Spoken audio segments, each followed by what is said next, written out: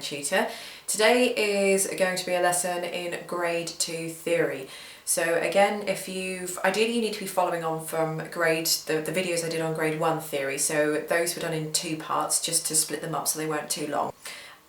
If anybody has some prior knowledge of Grade 1 Theory, then that's fine, you'll be okay to jump straight in at the Grade 2 stuff. But if you're starting a complete beginner, then you would need to look at the Grade 1 stuff in order for the Grade 2 to sort of make sense, because this is the next step up from obviously the Grade 1 material.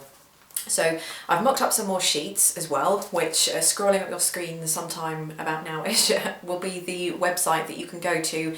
They'll be in PDF format, so you can download them, or sorry, you can print them off. So you've got a copy of the sheets here, which I'm going to be talking you through today. This is all the material taken from the Associated Board, or the ABRSM Grade 2 Theory book. Let's get started. Okay, so the first thing it explains is ledger lines. So as it says up here, ledger lines are those lines that you may have seen above and below the stave. They're used to indicate notes that appear outside the notes we have on the stave. So middle C would be a classic example of a note having a ledger line. So you've got your 5 lines that make up the stave, that your music notes that would sit on. But then you've got some other notes that sit slightly outside of that. So that's these ones here that I've put in these examples. So I've started off with middle C here.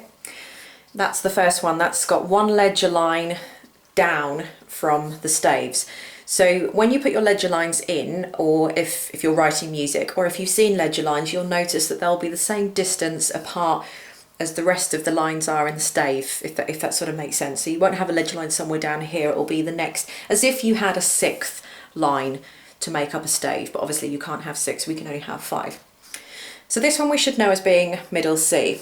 This one here is on 2 ledger lines down, and this is an A. So you just need to count down, or count backwards from middle C if you like, to get the note of A. Alternatively, you can start on the bottom line. So in one of my videos I've got how to read music as well. So if you've looked at that video, or you already know how to read music, you'll know that the note on the bottom line is going to be an E. So if the note on the bottom line is an E, the note in the space directly underneath it is a D, and then you reach the first ledger line, which we know is middle C, so it's already here. And then the space directly underneath the ledger line where middle C sits on is a B. And then of course this note that we've got here that sits on the line is an A. So can you see that I've just counted backwards down the lines and spaces? That the note on the top line is F, every good boy deserves football. So the note in the space above it would be G, because G comes after F. And then I'm going to count this line here, which would be A, space above it B, line C, space above it D, and then this note here would be an E. If we look at the next one, this is B. If you look at the line above it that I've put there, it says here that you don't need the line above it. It doesn't need to be there, it's not necessary, so we don't need to put it. We only need to put the line underneath it, because obviously that's the one it sits on. And the same with this one down here, would be counted the same way we've counted the other ones, but we're just going backwards. So you could start either on the bottom line of the stave, being E, or you could start at middle C and just count yourself backwards through the line, space, line, space, line, space, line, space, until you got to the note there, which would be A. So the next topic for discussion is time signatures. So again, this is a follow-on from Grade 1 Theory. We've already talked about time signatures, with 4 being the bottom number, i.e. crotchets.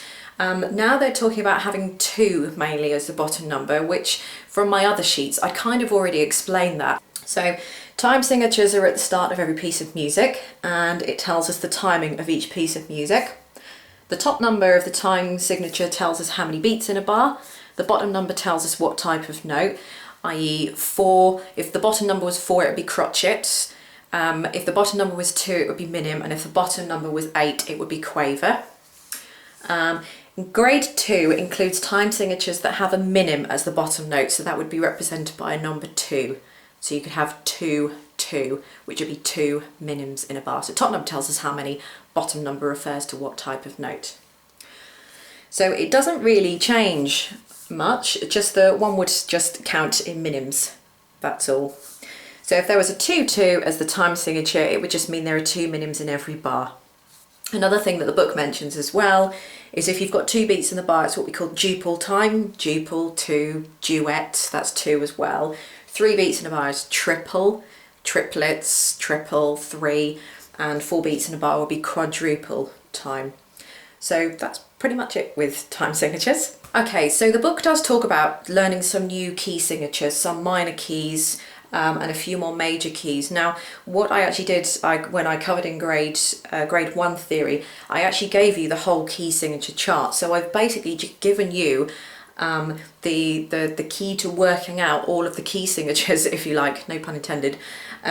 So rather than just learning a few keys at a time, say like A minor doesn't have any sharps or flats in the key signature, D major has 2 sharps, I'm basically telling you or showing you how you can work out any key. This chart is very easy to memorize as well. So again, rather than just going through a few particular keys that they say in the book, from grades 1 to grade 5, I've just given you the whole thing here, and we've just skipped a few levels, and there's no reason why you can't look at this chart and instantly know.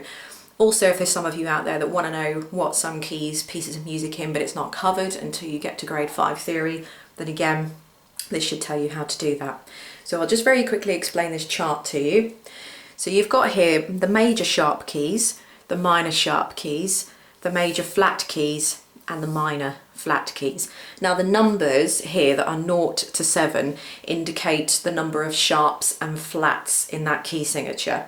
So these are the major and minor flat and sharp keys. So basically in C major there are no sharps and no flats.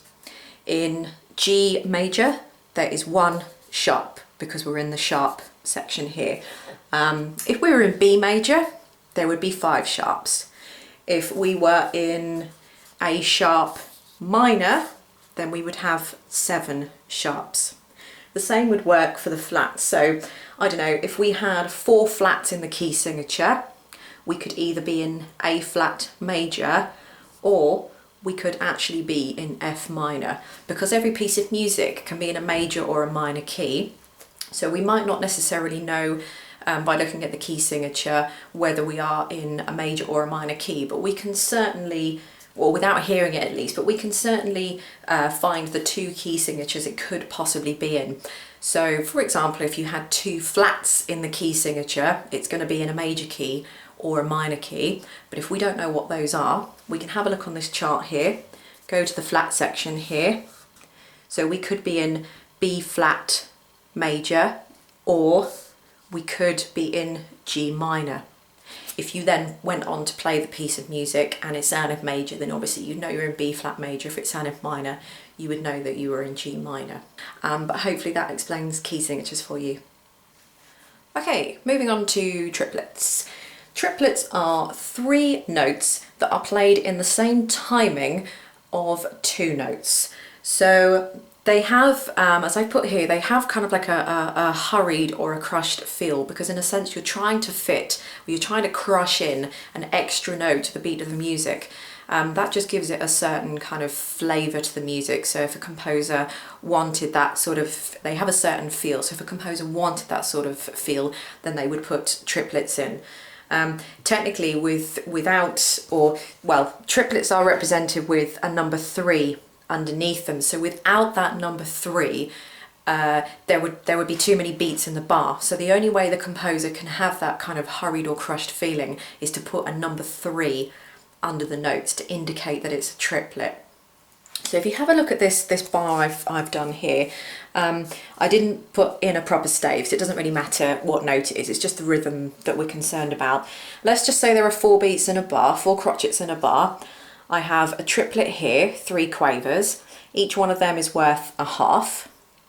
Then I have a crotchet, which is worth 1, and I have a minim, which is worth 2. Now if I added all those time values up, it would actually equal 4.5 beats, which would be wrong because there's a half a beat too many. But we get away with it because we've indicated these are triplets. So that means we can have an extra half a beat crushed into that bar. It has to belong to this section, by the way. We can't just have a half a beat randomly at the end. That would just be putting too many beats in the bar. So they have to be the 3 notes added together, or 3 notes tied together in some way like this with a 3 underneath of it, 3 consecutive notes. So in a sense, we'd ignore one of them because it's 3 notes, or 3 quavers in this case, played in the time of where 2 quavers would be. So it's almost like missing off this one. You're going to play it, but if we were counting up the bar, you'd miss it off. So in other words, you'd just count a half plus a half because you'd miss off one of those notes. You'd still count your crotchet, you'd still count your minim, and that would equal 4 beats in a bar. So just think of it as being whatever note values there are, 3 crotchets, 3 quavers, 3 minims, 3 whatever, you're playing those 3 notes in the timing of only 2 of them. So if you had 3 crotchets, it wouldn't add up to 3, it would actually count as being 2 because you're playing that third one in the same timing as 2 beats worth or 2 crotchets worth. That's why it has a crushed, hurried feel, because you've got to fit an extra note in to where you would actually only play 2 notes. If you had hold of the ABRSM or Associated Board Grade 2 Theory book, it explains it a little bit more. Well, some topics explain a little bit more. I've expanded a little bit on this triplet section, but you can have some actual question sections where they'll give you examples that you've got to work through, and that would help to kind of cement this information that I'm giving you here. Okay, so lastly is intervals. Now again, I did talk about intervals in grade 1, and I think I might have given you more information than you probably needed that was in the grade 1 syllabus. But here it is again. I've just enhanced it a little bit. An interval is a space between 2 notes, basically. If you were to play one note of the interval first followed by the other, it's called a melodic interval. If you were to play both notes simultaneously at the same time, it's called a harmonic interval. Important as well, an interval is always counted from the lower of the 2 notes, even if the top note comes first. If on the music you see the top note followed by the bottom note, it's still always counted by the bottom note. If you were listening to somebody playing you an interval on an instrument, on a piano or whatever, you would still count it from the bottom note, not from the top note. So here's a few examples here. So I'm always counting from the bottom, and I've just counted up the lines and spaces. You always start counting the actual first interval. You don't count from the first note, sorry. You always count the first note. You include the first note. And this is just an example of some of the intervals there. So that was grade 2 theory. I hope that I've managed to explain everything to everybody well, and so that everybody understands it. Please do print out these sheets, and you've got these as well. If you get hold of the ABRSM Grade 2 Theory book as well, you can go through examples and that kind of thing in them to help kind of cement the information that I've given you in these sheets. As I said before, it's kind of like a whistle-stop tour of Grade 2 Theory because it's very difficult to teach over a video, but hopefully the information I'm giving you is enough information that you need to kind of be getting on your way anyway, especially in music theory. There were just 1 or 2 topics in the ABRSM theory book that I didn't cover, just simply because they were going to be too difficult to video. It was more of a one-to-one thing that I would need to go through, and the video would just be too long and arduous to kind of go through and explain. And also I didn't feel they were totally necessary to go through anyway. So if I have missed out a few topics, those are the reasons why. But thanks very much for watching again, and please do check out my other videos.